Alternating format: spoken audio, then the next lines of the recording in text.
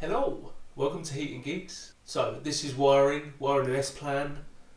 It's not the traditional way because there's no wiring centre, but hopefully this will get your understanding of it all a bit better. Anyway, hope you enjoy it.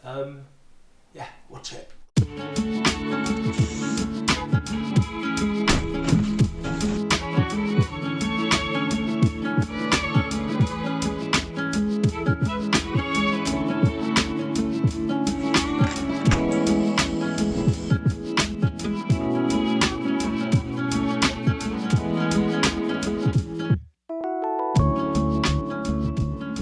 This has taken a long time to make this video because this is my dinner table and I have to wait until my wife is out with my children to do this, so it's quite difficult.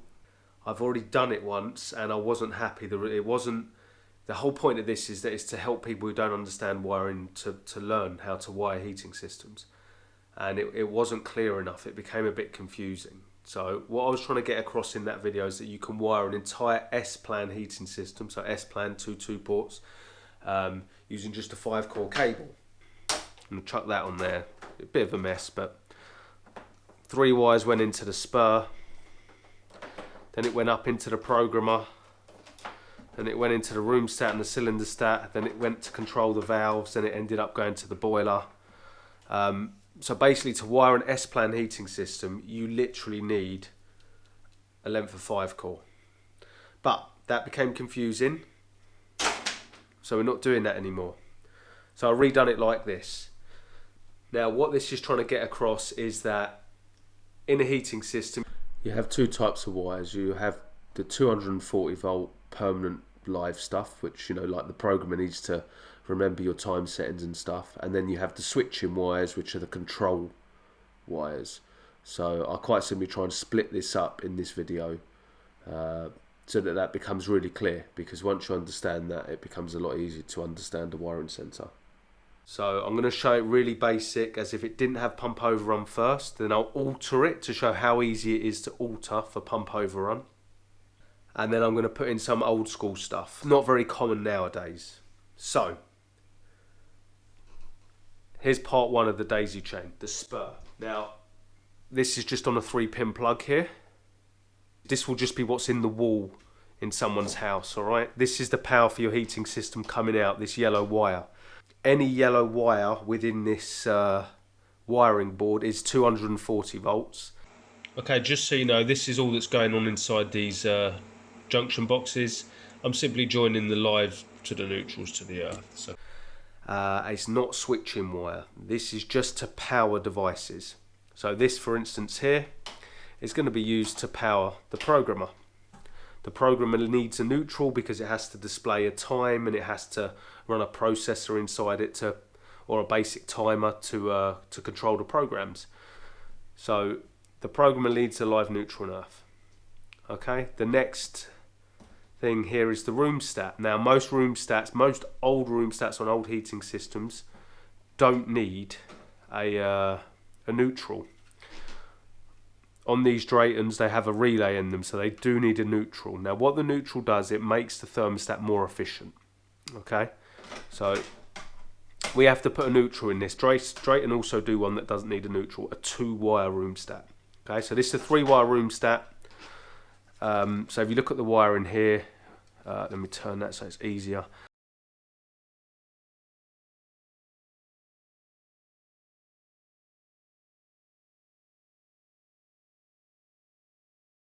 The live is actually the switch from the programmer, but we'll get to that in a sec. But all you have to bear in mind here is from this yellow cable here, we need to put a neutral into this stat. I did ask Drayton for a 2-wire stat, but I sent a 3-wire because 3-wire is more efficient.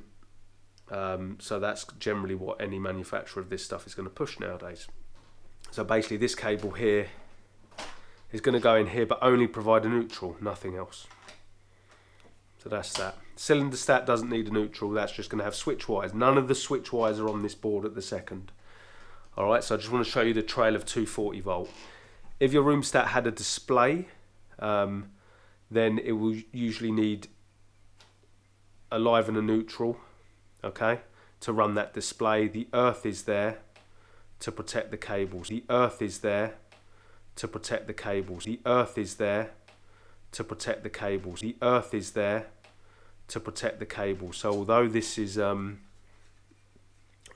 double insulated, which is what this square here means, it needs the earth to protect the wire. The earth doesn't protect this, it protects people from cutting into this cable. Next, we come around here. We need 240 volt for our valves. Alright, so this is the 240 volt for the valves. I've got the wire there because I'm just going to link it across from one terminal strip to another terminal strip. Each terminal strip is a valve. Obviously this one here is for the heating, this one here is for the hot water.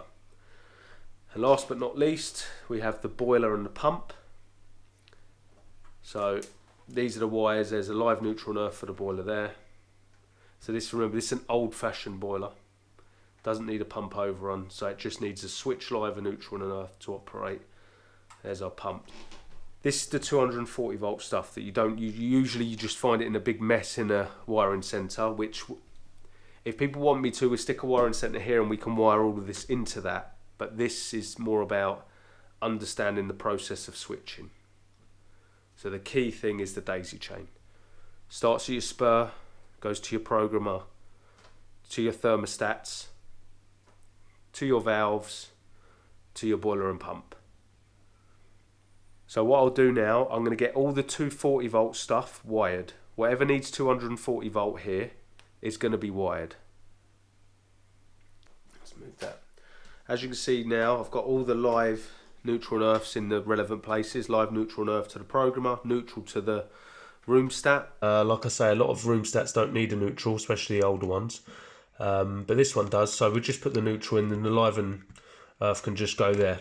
Now we get to the valves. I just want to show you all that happens here is it comes from this point here up onto one terminal block, and then from that terminal block it links back across to this other terminal block, just so I can keep hot water and heating on separate terminal blocks for ease of showing you, basically. Okay, what you have to remember here, we want to get the live, neutral and earth, okay? Permanent live, neutral and earth. So that's actually the grey on a 2-port, okay? So the grey is going to go to this fixed 240 volt. So I'm going to get that done now real quick.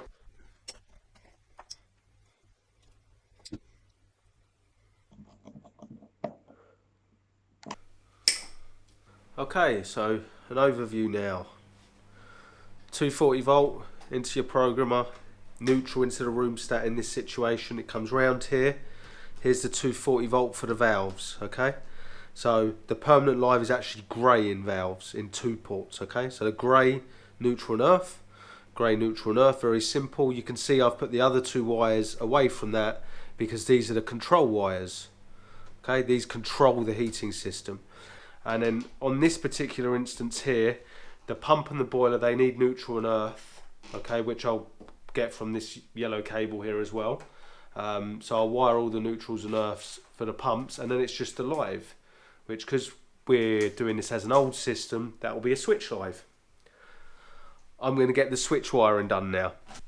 Okay, so the way I'm going to wire this last bit is I'm just going to simply strip a 5-core down and remove 2 cores, okay? One for the heating and one for the water. I'm just going to get enough of this stripped so we can now daisy chain it through the entire system.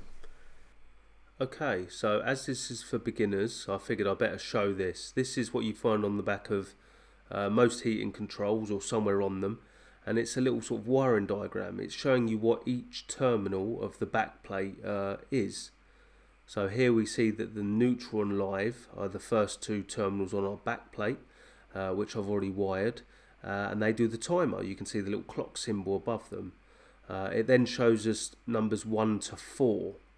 And you'll see that 1 and 2 are grouped as off, and 3 and 4 are grouped as on.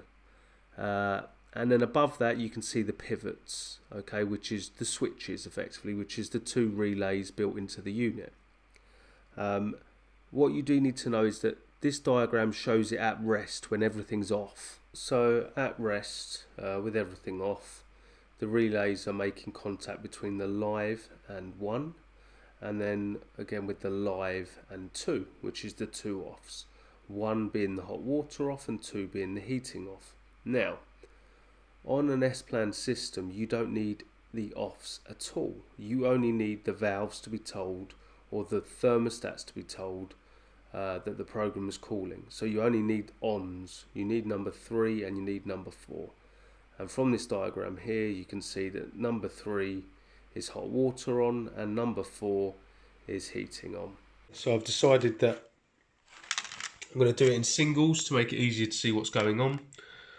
So the water is blue. I've chosen blue for water, and the central heating is going to be grey.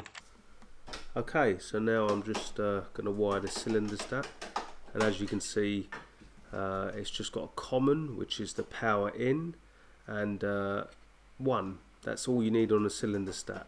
It's just a switch on or off.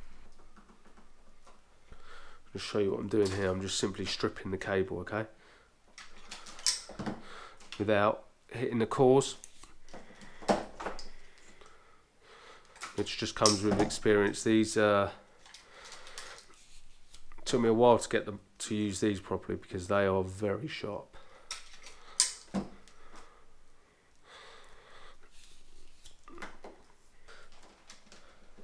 Right, okay, so common is always your in as such. Your power comes in from the programmer to common, and then 1, heat me up, and once I'm hot enough I'm turning off. So there's number 1.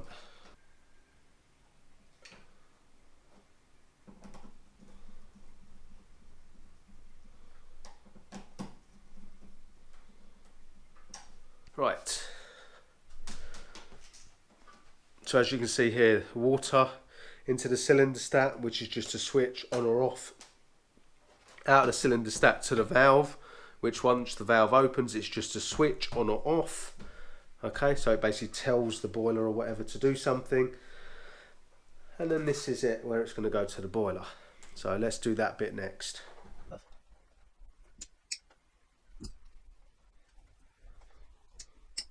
Right, so remember our live continues round here for the boiler, and it comes around here, and we don't need a permanent live for this boiler because it's going to be an old traditional type like a Kingfisher on the floor or whatever, Kingfisher floor stander.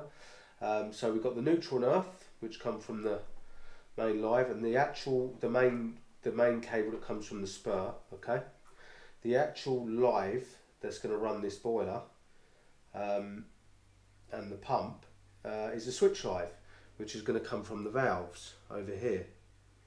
Okay, so as you see, this is the hot water here.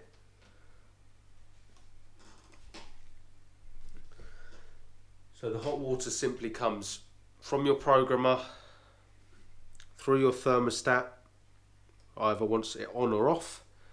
From the thermostat it comes across to your motorised valve, and it controls it via the brown wire.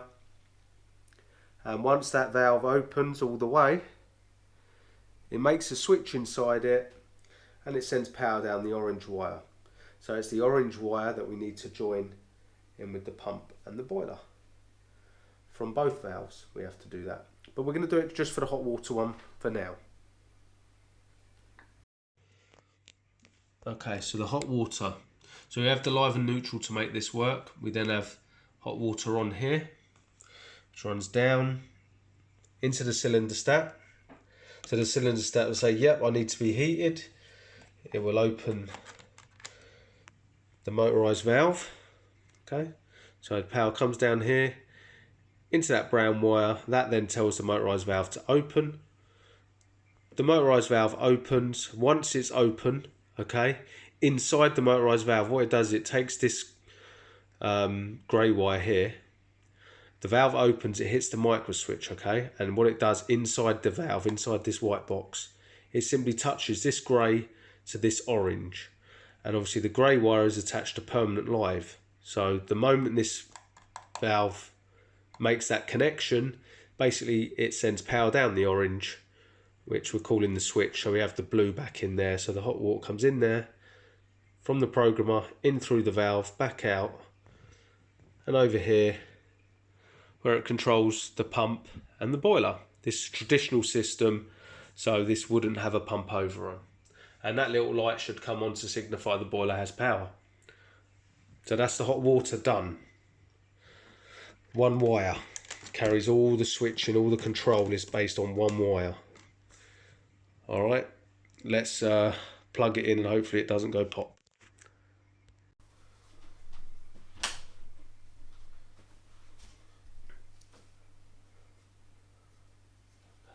So that's live there now.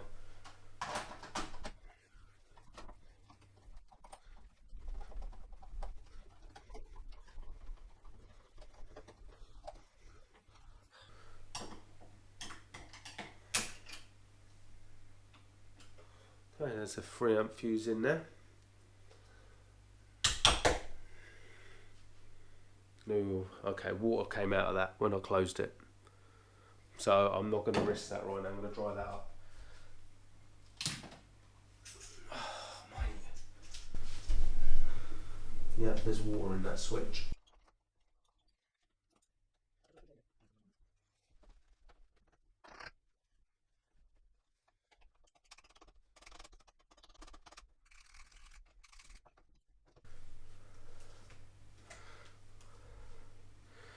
Okay, let's turn this on and see what happens. Probably go pop.